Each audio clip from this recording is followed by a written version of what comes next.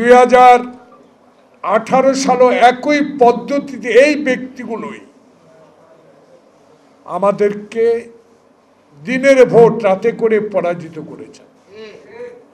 2024 সালেও ভাইয়ের নির্বাচনে এই প্রেতাত্মারা এই বিষয়ে যেই সকল লোক সম্পৃক্ত তারাই আবার 2025 সালের ঘোষিত ফেব্রুয়ারির নির্বাচনকে বানচাল করার জন্য একটি অস্থিরতা, একটা শঙ্কা তৈরি করছেন।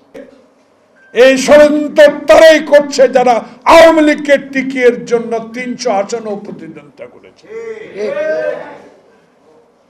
আমি অনুরোধ জানাবো,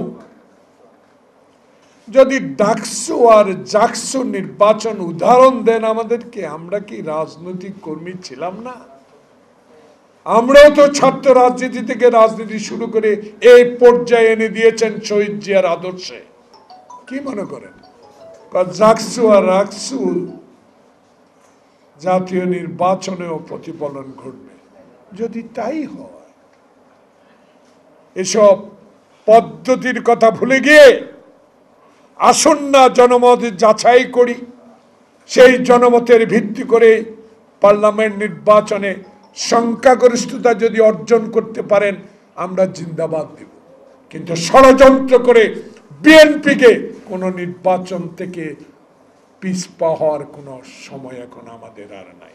এবং যারা করাচ্ছেন তারা 2014তেও বিএনপিকে নির্বাচনে অংশগ্রহণ করতে বাধাগ্রস্ত করেছেন। বিষয়টা নিয়ে আলোচনা করছেন। আজকে 1 বছর কয়েক মাস, আগস্ট সেপ্টেম্বর 2 মাস অতিবাহিত হচ্ছে। বিবেকে লাগে